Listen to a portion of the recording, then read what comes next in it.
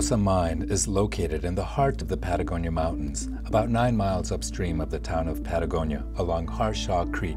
Harshaw Creek is a small, mostly dry creek with some flowing sections that joins Sonoita Creek near the town of Patagonia.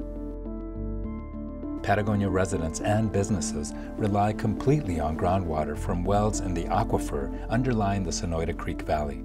Harshaw Creek flows down out of the mountains and into the Sonoita Creek floodplain. Although it is a small, mostly dry creek, storm flows in Harshaw Creek recharge the shallow groundwater that supports drinking water and stock wells along its banks. Sonoita Creek flows through the small town of Patagonia before making its way through the Patagonia-Sonoita Creek Nature Preserve and then down to Patagonia Lake State Park, where thousands of people recreate year-round. South32's Hermosa project is entering the exploration phase of its underground mining to extract zinc, lead, manganese, and other metals. The mine site will have a tailings dam, storm drains, holding ponds, and 2 water treatment plants. Pumped and treated groundwater will be discharged to Harshaw Creek.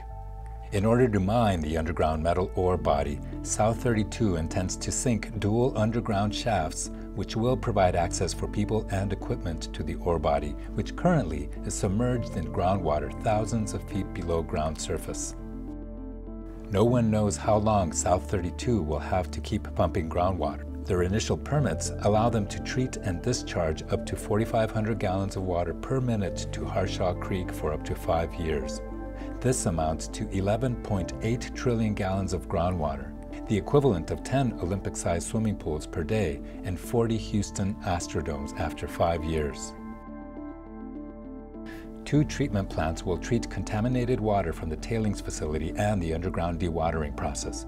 Most of it will be discharged to Harshaw Creek at Outfall 2. State of Arizona records from wells drilled along Harshaw Creek indicate that there is only a small amount of sand and gravel in the stream bed overlying the bedrock.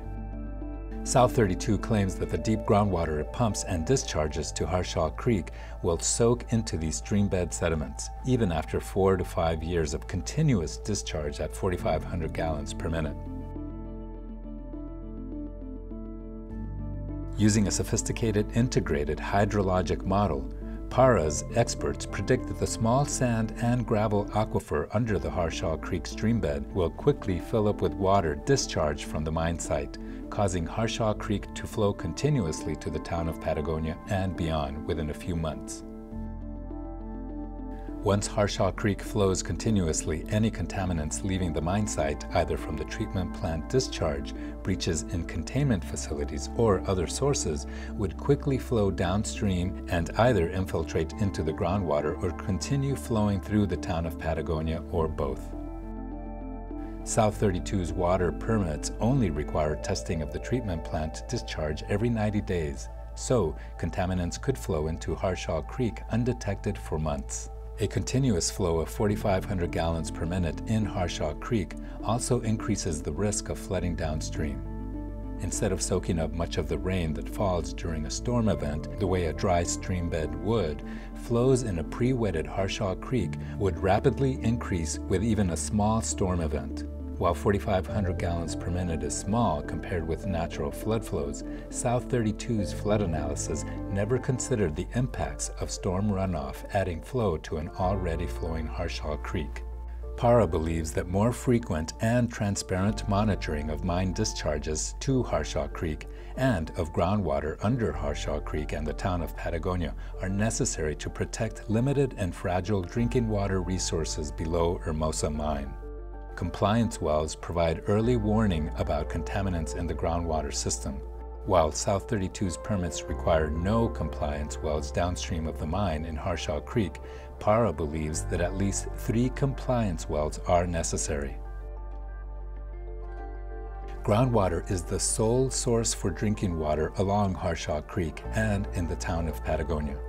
Once contaminated, it is extremely difficult to clean up and may require extremely expensive treatment for decades to come.